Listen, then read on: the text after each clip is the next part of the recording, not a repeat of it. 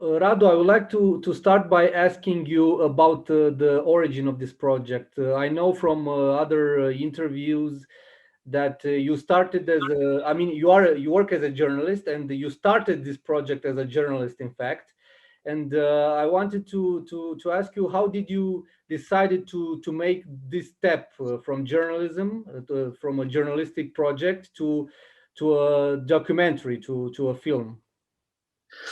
Yes, hi Ionuț, and thank you for having me here. It's a great pleasure to know that the film will be seen by a Swedish audience, and I think this initiative, the Romanian Film Days Mhm. in Sweden, is also something of great value for not only for us but for maybe for the public in Sweden as well.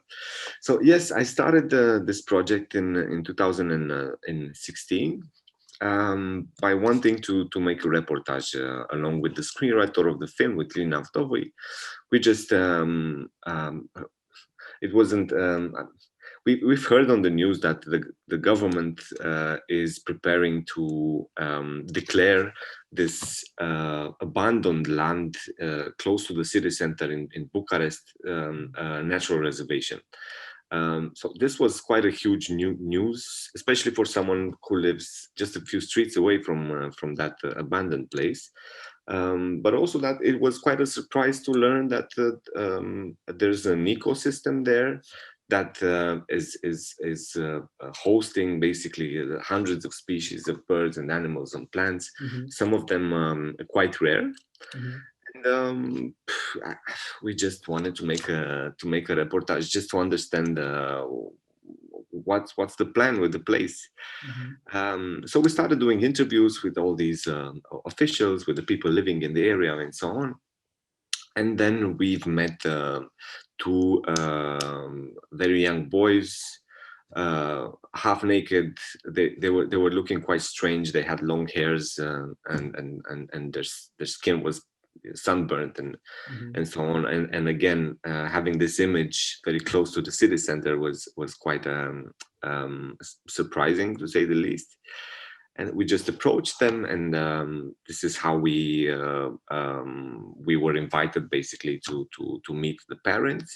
And this is how we started our relationship with the family, with the Anaki family, which is the central character Mhm. of the film. Um, but again, we were doing interviews. We weren't necessarily thinking of making a film back then, but this idea of searching basically for a medium to tell a story that seemed simple on the outside, but it was getting more and more complicated to grasp. Mhm. Um, um, like we've reached this point where we found, or not found, but we've agreed that this might be a good feature length film. Mhm. And yeah, I mean, seeing the children interact with each other, seeing the children's quite harmonical relationship with nature was also like one of the a few of the reasons that made Mhm. us decide to abandon the reportage project and embrace this 4-year long a project of yeah, making the film. And also, you had this spectacular place there that somehow is very cinematic.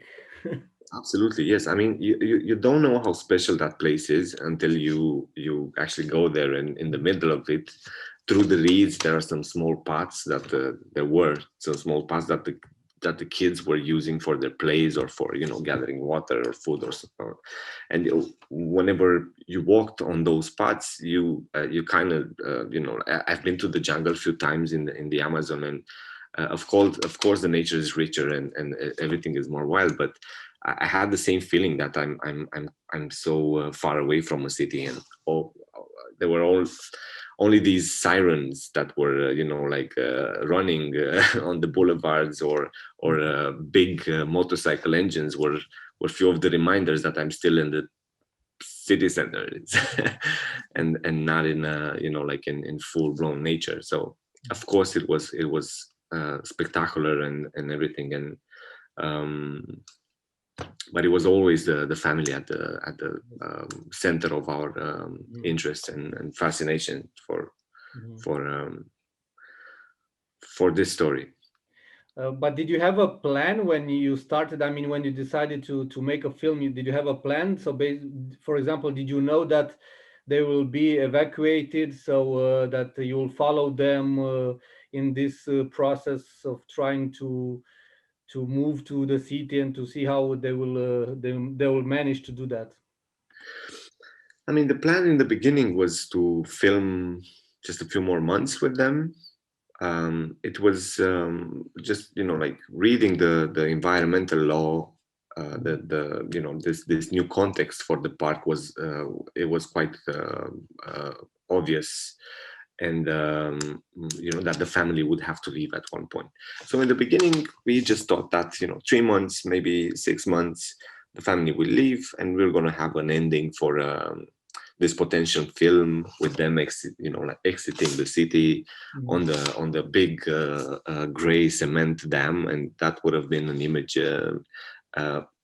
that for me back then it kind of was quite let's say inspiring to have in at the end of a film, because like doing for almost 10 years social reportages and research and investigations and all these, like it was quite obvious what would have happened to them when they would enter the city. There's all these racism, the social system doesn't necessarily work so well.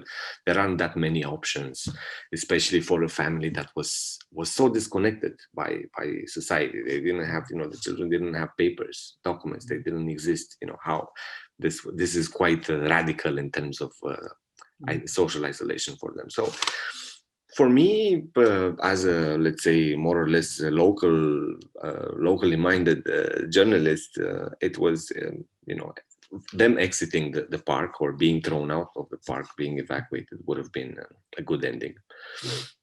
Romanian bureaucracy gave us the chance to spend the first 2 years in the Delta, because they were struggling to appoint a manager for the place. So this meant that legally the park was quite in a suspension.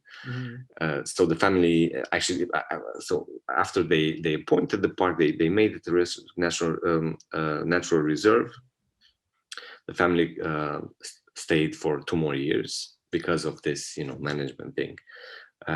So we filmed for these 2 years, and then something quite something that had quite an impact on me happened, and I saw the children interacting with other children in the city, and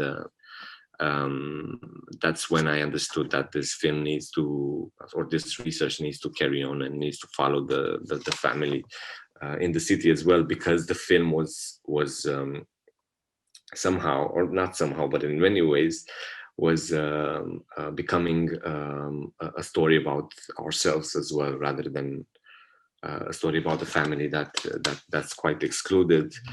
This was a great opportunity for me to learn about my community, my values, culture, and so on through their eyes. So this is why we decided to spend 2 more years with them. So in terms of our aims and so on, we were quite flexible and quite open-minded, in the sense that we went wherever the story was taking us. And we were quite thorough, in the sense that we always adapted our treatments, our screenplay somehow, based on what was happening with the family. And it was quite great to have this freedom, this creative freedom, but also, that in terms of production, when you're making a film, things are quite strict, and you need to follow deadlines and so on. And we were lucky enough to find a producer that understood from the beginning that this project has a specific nature that needs somehow to be let free, and rather than hyper formalize things and so on, because and this gave us the opportunity to actually follow our instincts and follow the family's journey, and up to a point where we could have up to a point where we managed to deliver some deeper meanings to all this apparently simple journey and course of this family. And during this process, I know that you also initiated a sort of a social program, a social how should I call it, for a way of helping them, because you released also a photo album, you had a social campaign. So maybe you can explain a little bit this. Yes, absolutely. This was the first time for us to work on a project for so many years, first of all. And spending time with people naturally creates like a human relationship. So we got quite close to the family, and we wanted to give something back for the openness and for their hospitality and so on. So, but it wasn't. I mean, we have quite strong ethical, let's say, beliefs, and we never pay our characters or our sources and so on. And but at one point, I mean, we were already having these conversations between us, and I mean, the co-DOP, Mircea Topoleanu and Lina Vdovi, the core team, let's say. And at one point, one of the boys just came to us and asked us and told us, like, look, guys, like I'm gonna have to leave at one point and work somewhere outside this place, and I'm afraid I won't know how to come back home because I don't know how to read the signs. This was Rika, like he was 10 or 11 years old back then. He was, and it was such a naive concern, and we just look at each other and said, like, this is it, this would be something that if we managed to give them, they would have it for their whole lives. Mm-hmm. And we use our social platforms, and we invited people, volunteers, to join a social club that was open during the weekends, and people could volunteer and work with children that are living in the ghetto in Ferentar, but also the Enache children, and a lot of people joined. And among these people, there were all sorts of specialists, like doctors and educators, social assistants, people working for the state's social services and so on. So together with them, we designed like an instrument, a way of helping the Enache family have a better integration in the city, because again, this wasn't any of your regular social case. Mm-hmm. We were talking about children that never saw running water or never used a toilet. We were talking about girls that never heard of sexual education or basic hygiene. They didn't have documents again. So any social system, I think, in the world would have been overwhelmed with the kinds of problems that this family had in terms of social integration. Mm-hmm. So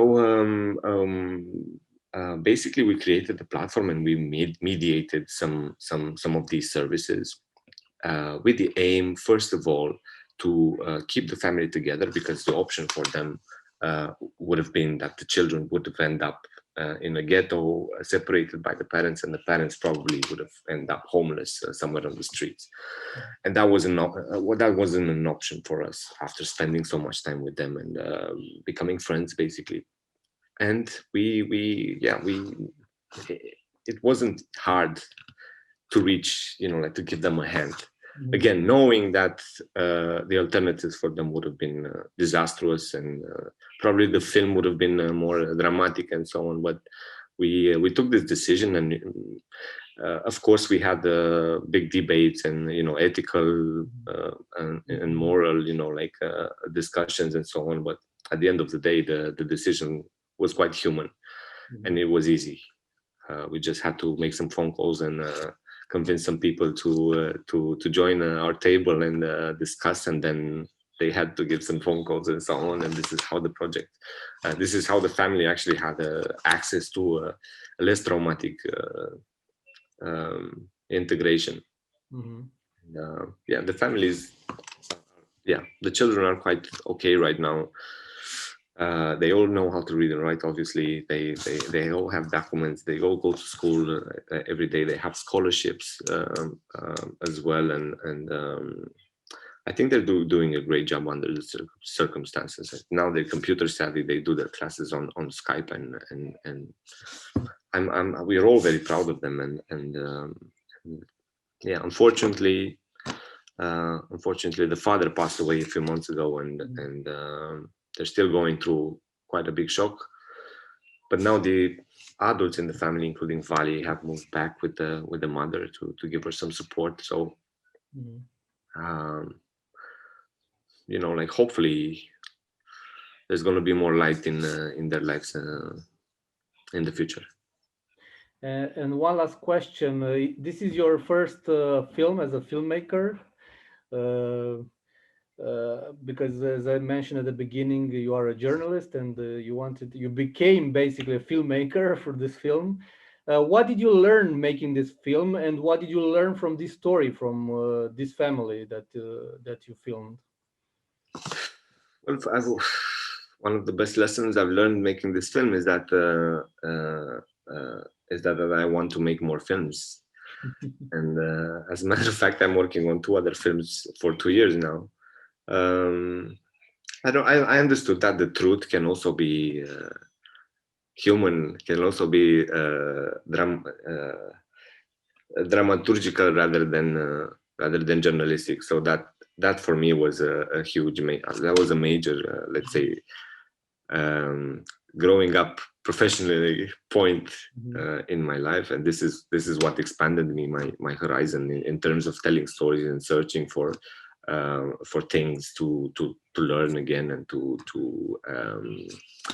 transform them in a visual way. And if there was something that the family taught me, but I always like to make this stupid joke. When I started this project, I was a bachelor. I was traveling the world and so on. So and right now I have a family of my own. I have a beautiful daughter and a beautiful partner, and I'm really proud of that. And it has definitely a lot to do with spending so much time with such a big family and seeing all the wonders of having a home, having someone to take care of you, and having strong ties with the ones around you. So it was a major inspiration on a personal level as well. Okay, Radu, thank you so much for your answers, for your film, and good luck with your next projects. Thank you so much, Ionuț. Thank you.